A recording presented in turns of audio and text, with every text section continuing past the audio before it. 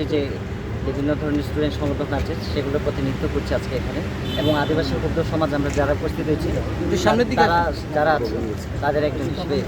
আমরা গোটা যে গণ অভ্যুত্থানের মধ্যে দিয়ে প্রগতিশীল সরকার গঠিত হওয়ার কথা, এবং সেই উপদেষ্টাগুলোতে যে অন্তত আমাদের যে সমস্ত দাবি দেওয়া এবং আদিবাসী সমাজের যে সমস্ত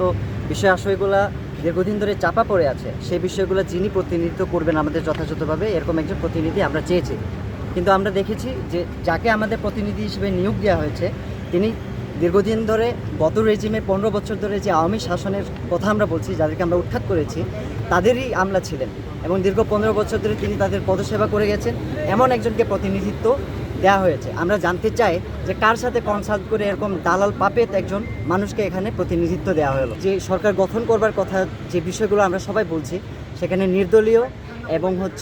নিরপেক্ষ এমন একজন যে আদিবাসীদের, সমতল এবং পাহাড়ের সকল আদিবাসীদের সমস্যাগুলো অন্তত ওয়াকিবহাল থাকবে,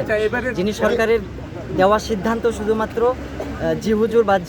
জি স্যার করে পালন করবেন না, যিনি অন্তত নিজেদের জায়গা থেকে আদিবাসীদের সমস্যাগুলো সত্যিকার অর্থে উত্থাপন করবেন, এমন একজন প্রতিনিধি আমরা চাই। এবং আমরা চাই অন্তত স্টেক হোল্ডার্স যেগুলো আছে আদিবাসী সমাজের, তাদের সকলের সঙ্গে আলোচনা করে, প্রয়োজনে একটা সময় নিয়ে হলেও তাদের সঙ্গে আলোচনা করে সে প্রতিনিধি ঠিক করা হোক। আমরা দেখেছি যে গত কয়েকদিন ধরে যে মানে সর্বশেষ মুহূর্তে প্রধান উপদেষ্টা সহ অন্যান্য উপদেষ্টাদের যে শপথ গ্রহণের অনুষ্ঠানের আগে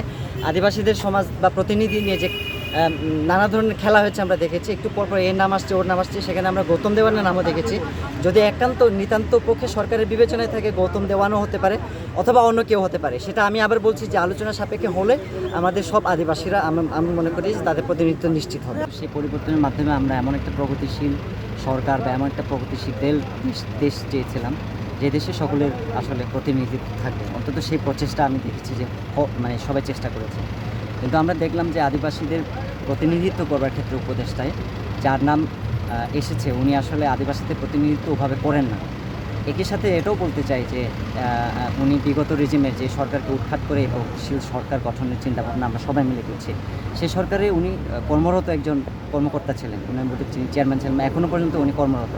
সে অবস্থায় ওনাকে কিভাবে আনা হলো এবং অন্যান্য আদিবাসী প্রতিনিধি যারা আছেন তাদের সঙ্গে কেন আলোচনা করা হলো না, এই বিষয়টা নিয়ে আমাদের এখানে অবস্থা।